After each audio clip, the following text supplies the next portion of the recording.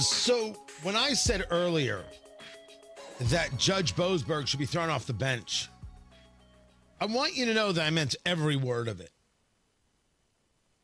I meant every single word. This contempt conversation, Judge Boasberg is finding the Trump administration in contempt for defying his order. His order is the problem. This is the larger conversation about lawfare. Tony Katz, 93 WIBC. Good morning. Good to be with you. Find everything over there at WIBC.com and get the podcast wherever it is you get your podcast. Just search for Tony Katz of the Morning News. Producer Carl works hard on it. You should give him an attaboy and subscribe and download and do all the things. The order itself is the issue. When Judge Boasberg said you can't use the Alien Enemies Act, turn those planes around. That was not, well, it's a judge, you have to listen. No.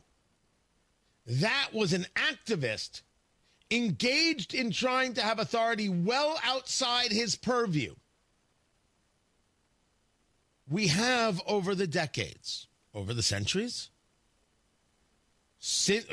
would we argue, would the lawyers argue since Marbury v. Madison? I would say the historians, not so much the lawyers, built up this idea that the judiciary can just decide they don't like something. And you got to deal with it, elected official. The judiciary does not decide immigration policy. The president does. The executive branch does. In this situation, a judge decided, having no real capacity to make these determinations, that the duly elected president of the United States couldn't use legislation on the books since 1798. That's some hubris. That's some ego. That's a God complex. Where does this come from? Well, it could come from the fact that his daughter is a leftist of leftists and works for organizations that try and keep illegal immigrants here in the United States. I don't know yet all of their connections to other NGOs out there that, as we've discussed for years, teach people to lie. We, the taxpayer, gave non-governmental organizations our dollars, and they taught people coming across the border illegally to lie and claim refugee status so they could stay. We have been paying for our own demise. I wouldn't fund a single non-governmental organization because they're all ideological organizations. They don't get a dime, and if those people don't have a job, I don't care. They don't care about whether or not you have a job, whether I have a job. I'm not about to pay any attention to them. Go get a real job. Stop stealing our money and stop using it against us because you want to harm the country. Maybe it was his daughter who influenced him. Maybe not. I don't know. What I know is that the judge is well out of line.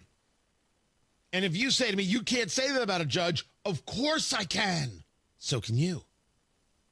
We have to recognize that what we are witnessing, this abuse of power, is the problem. I have been saying this about the expert class. It was Kurt Schlichter who first started talking about this in Militant Normals, his book where I did the audiobook of this, and I have been ruminating on this for the past few years. Here's where I think people are not making the proper connection piece. Expertise is good.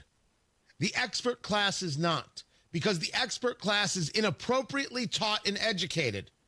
And they want to utilize that expertise as a way of saying we have dominion over you. No. The expertise is the issue. The learning is the issue. These organizations are the issue. And this rogue judge thinking that he could decide immigration policy is the issue. Censure is not enough. Admonishment is not enough. Throw him off the bench. I will discuss more of this right now. Matt Barris.